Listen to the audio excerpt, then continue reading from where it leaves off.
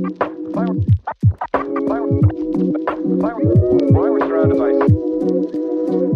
the first pick in the 2024 NFL Draft.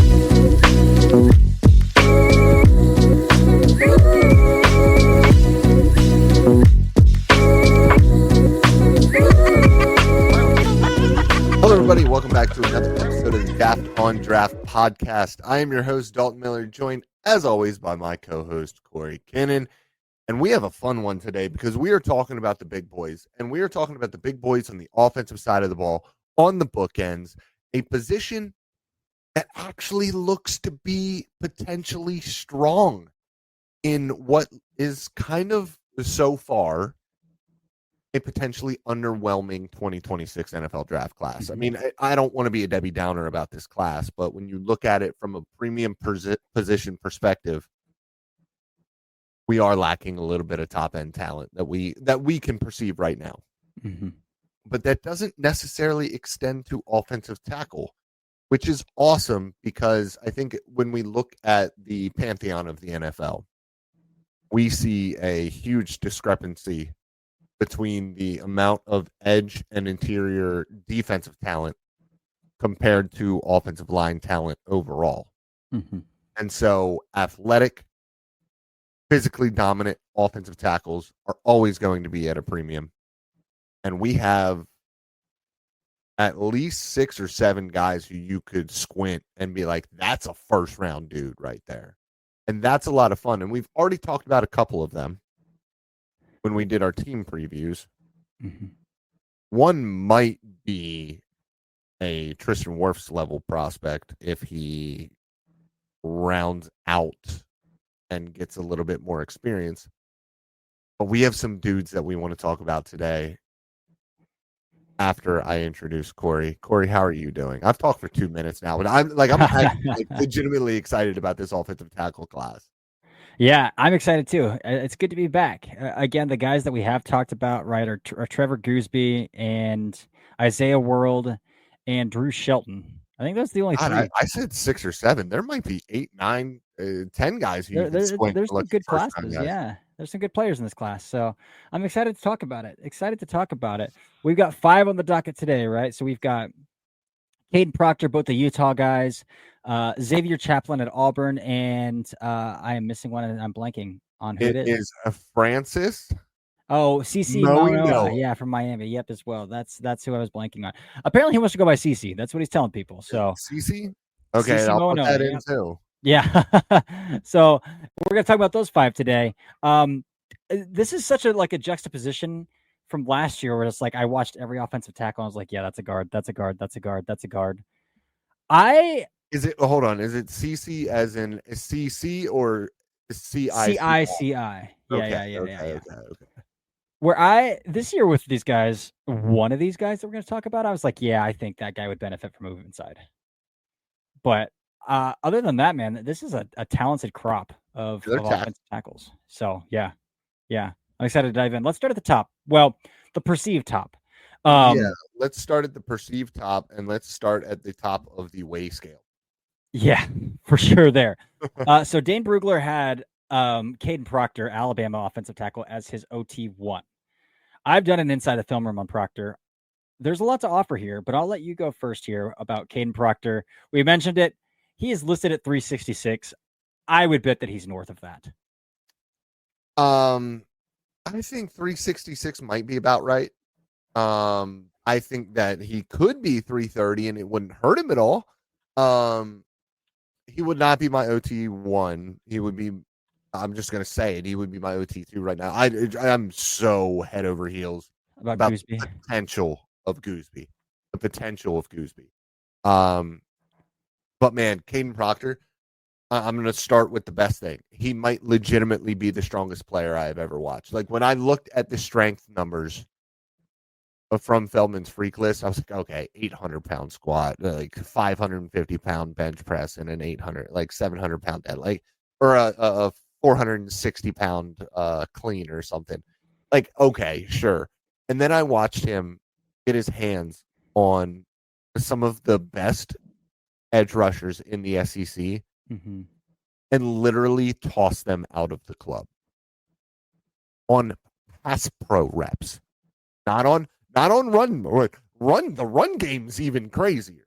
The run game, he legitimately looks like he is a 17-year-old on a playground with a bunch of 12-year-olds, and he is absolutely driving people into the turf. And I think he's incredibly freaking intelligent as a player, which really, really excites me. Because usually these guys are all brawn. They just want to run people over. The assignment soundness of him with Booker last year was outrageous. He has, and I wrote this as a strength in his thing, where his numbers are in his helmet for Alabama, I swear he's got an eye on each side. He sees everything, man. He doesn't miss it.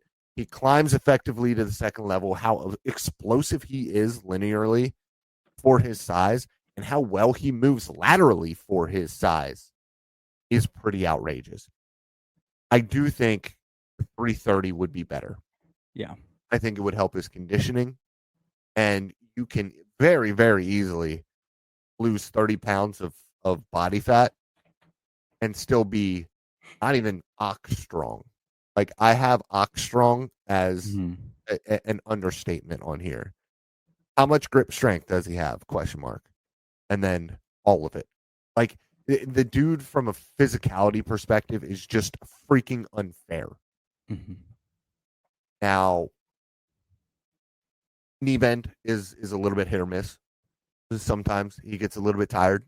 He plays a little bit upright. He gets a little bit on his heels. And when he gets a little bit on his heels, it doesn't hurt him at the college level.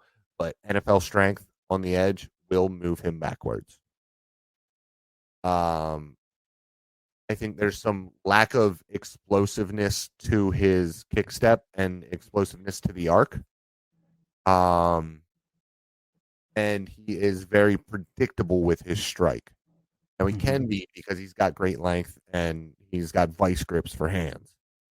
But again, at the NFL level, against guys who can actually create speed to power at a high level, I think he will struggle a little bit if he doesn't play with more consistent knee bend and learn to switch up his plan of attack a little bit. Overall, though, outrageous player, outrageous physical talent. Yeah, it's funny you mentioned explosiveness out of his step as like a negative, because that's something that I noticed is like this guy fires out for being as big as he is. I thought he fired out pretty well. But I think it's size relative. Like, when you look at him compared to the differences between him and Fano, like, that's fair. There's a clear difference, or like yeah. Any of the top guys that, like, you know, a Tristan Wirfs, for instance.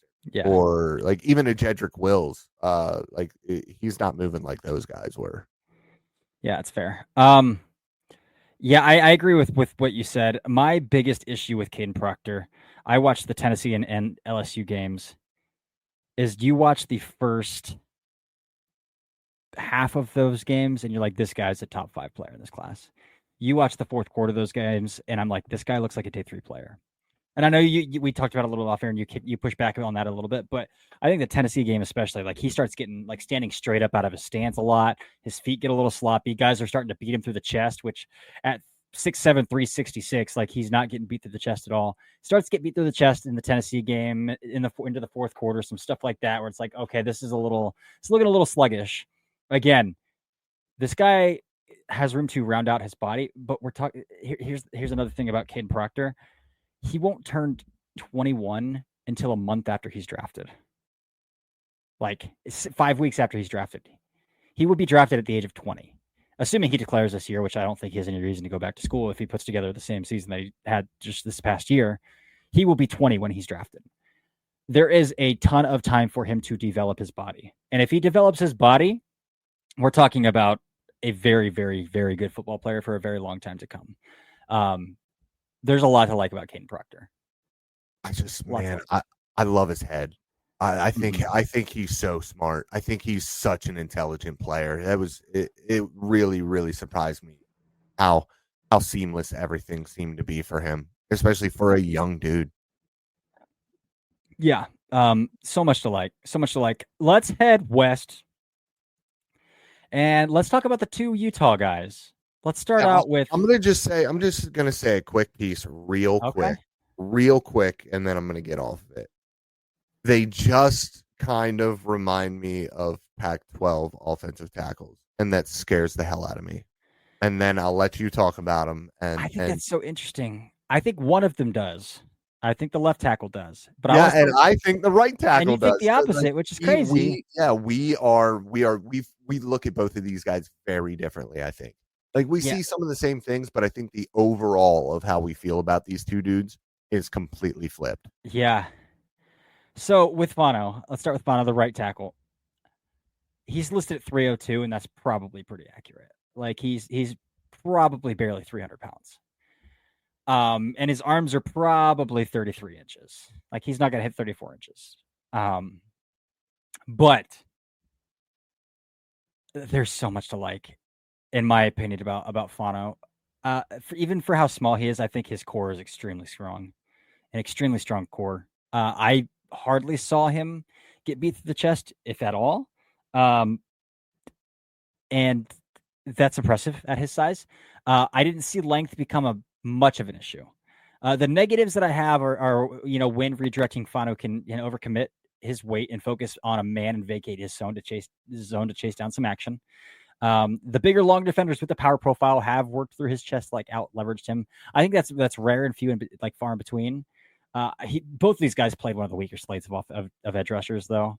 Oh, they played nobody. They played nobody in the Big 12. Matchups. I was trying to There's find not matchups. a single There was one. nothing. It's hard to identify NFL talent that they came across. And then he does have that slender frame, just around 300 pounds. But the list of positives as a run blocker at his size, man, I made a note that he has gobs of deleted scenes. And what I call deleted scenes are like when there are defenders in frame and they get moved out of frame. It was like, oh, they're gone. There's a deleted scene.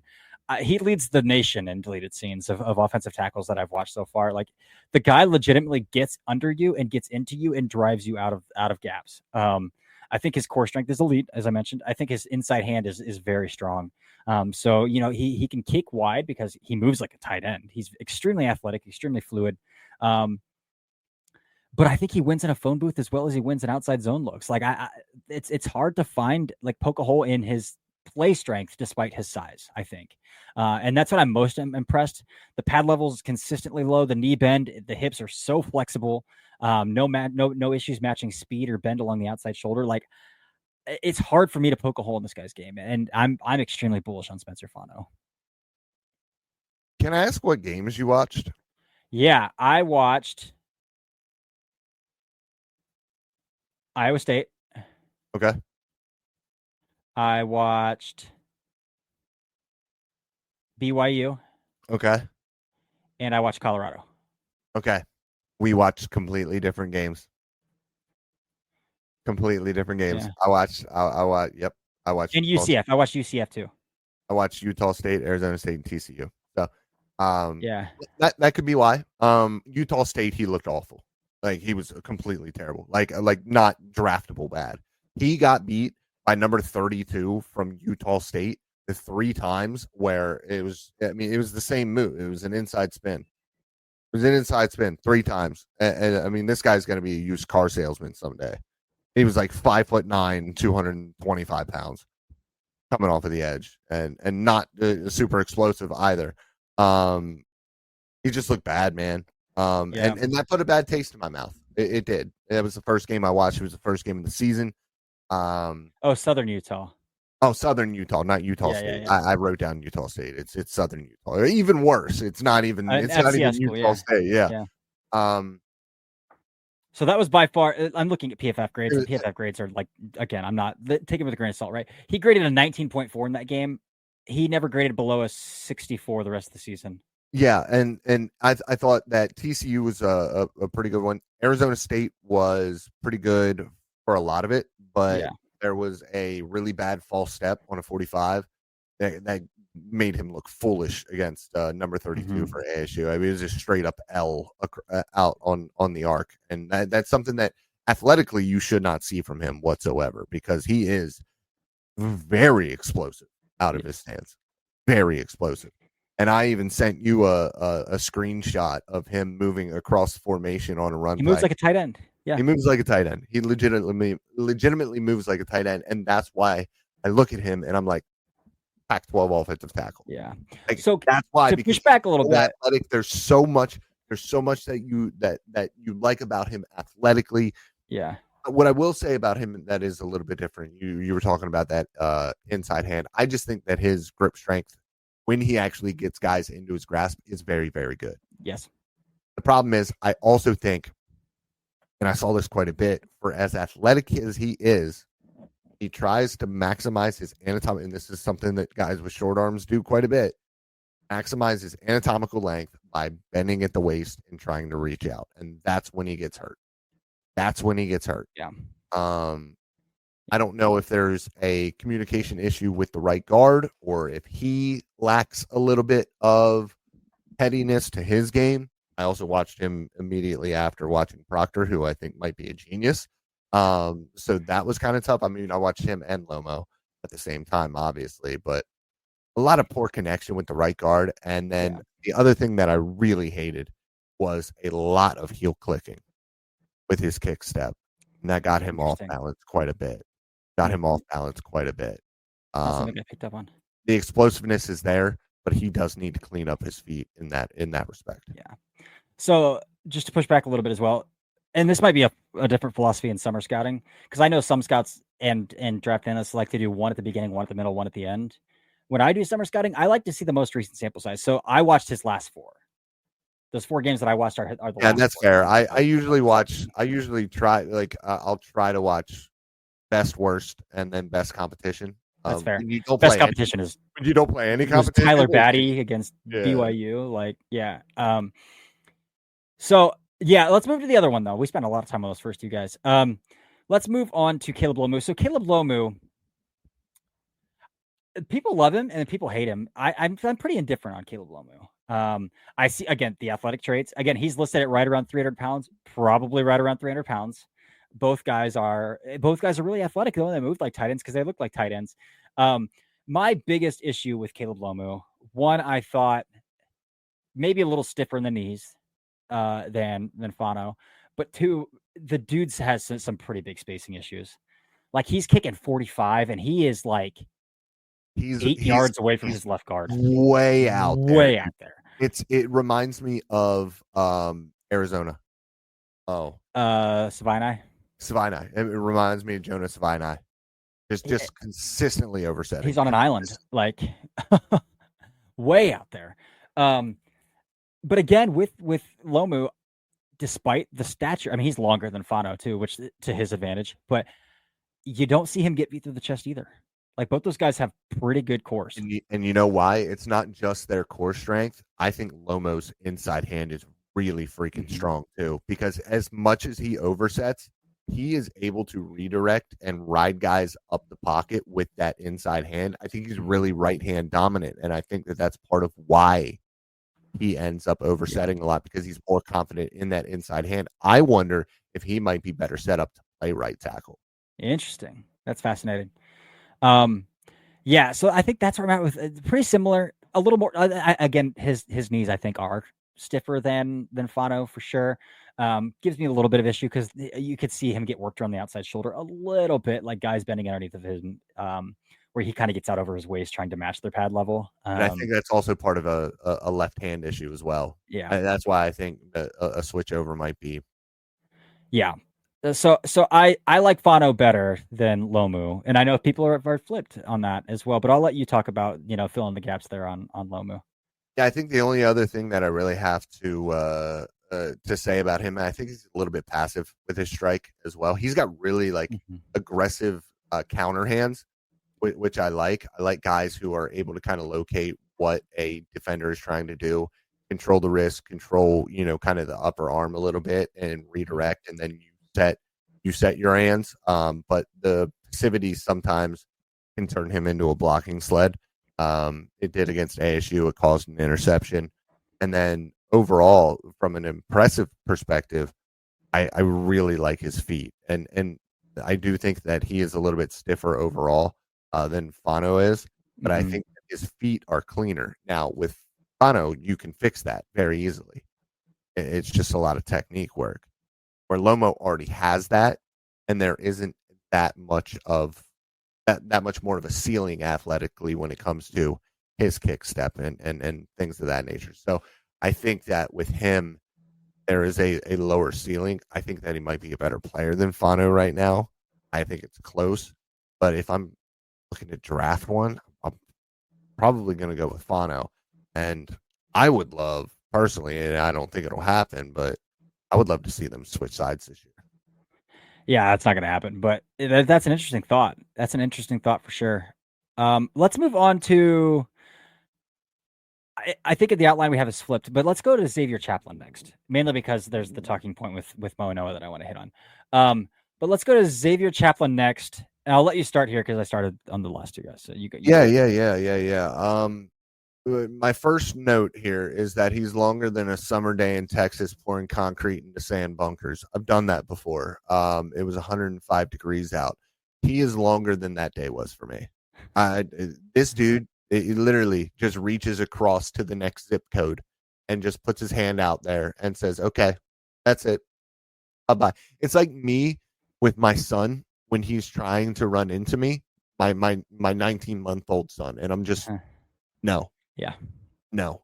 And that's what he does. He maximizes his length so well. He never, ever has to waist bend because he has more length than everybody on the football field, and he knows it. He just takes guys with his inside hand and rides them right up the arc. He's explosive out of his stance. He's got proactive hands. Because he's got all that length, he can be as proactive as he wants. Yeah.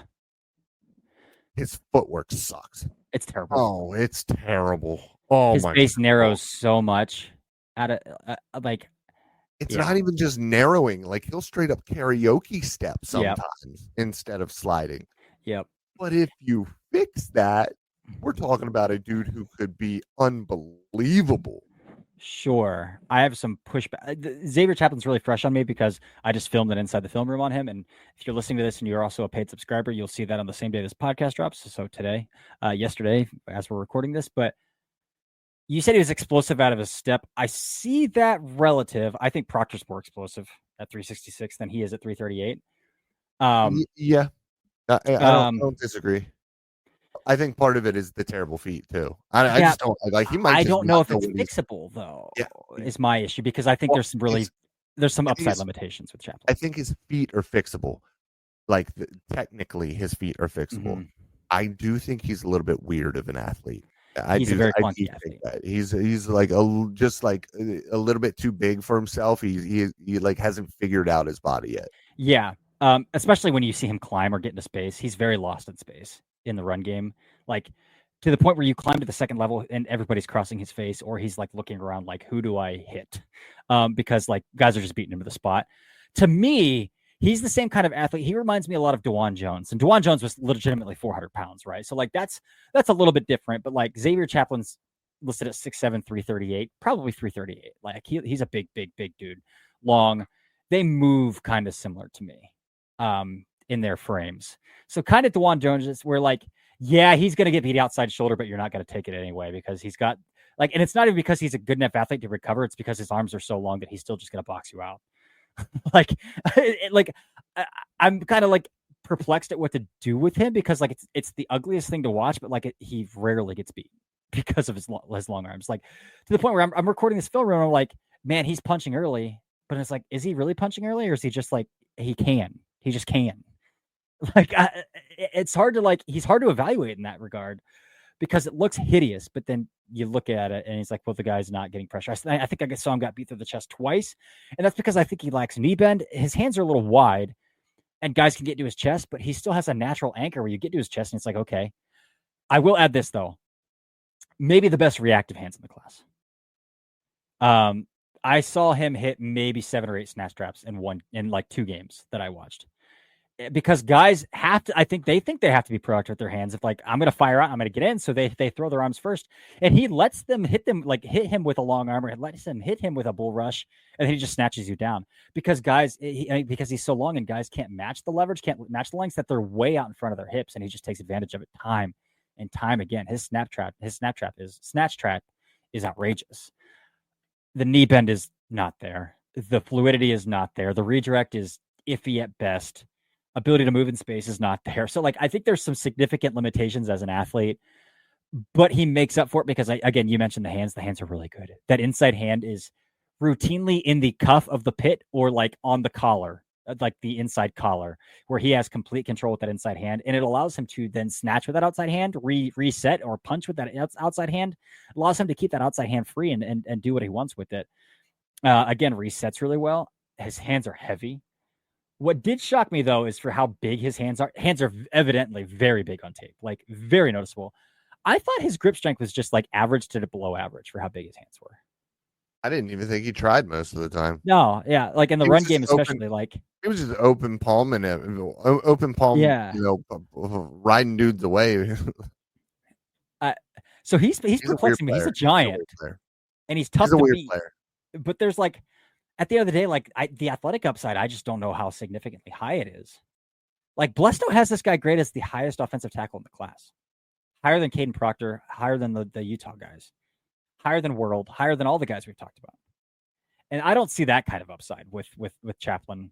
I think like I'm going to have him graded out as like a comp pick range kind of player, like end of round 3, early round 4.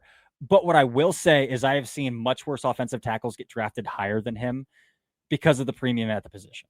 Like I saw Ozzie Trapilo and Anthony Belton go round 2 this past year. Like if Ozzie Trapilo goes round 2, then yeah, Xavier Chaplin should go round 2. If Blake Fisher goes round 2 years ago, then yeah, Xavier Chaplin should probably go round 2. Don't you dare disrespect Blake Fisher. I'm sorry, but that's where I'm kind of at with it. Not a great athlete.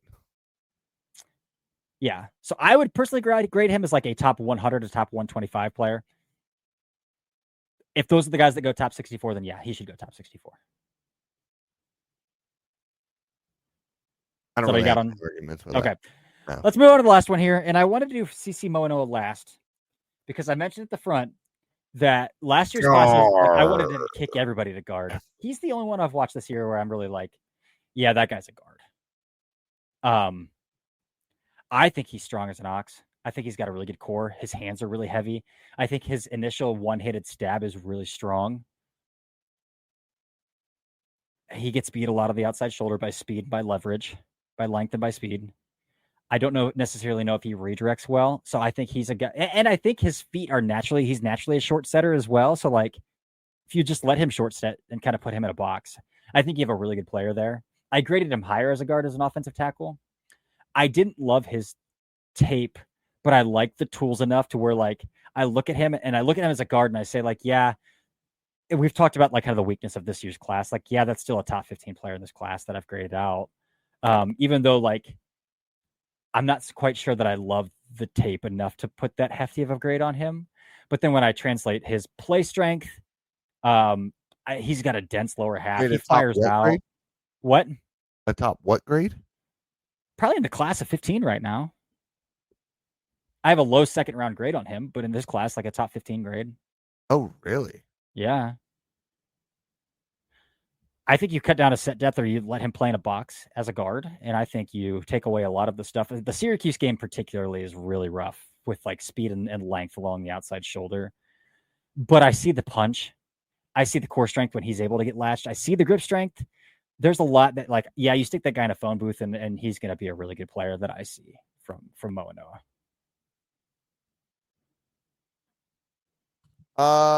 I didn't see that much. Maybe I need to just watch him play football a little bit more.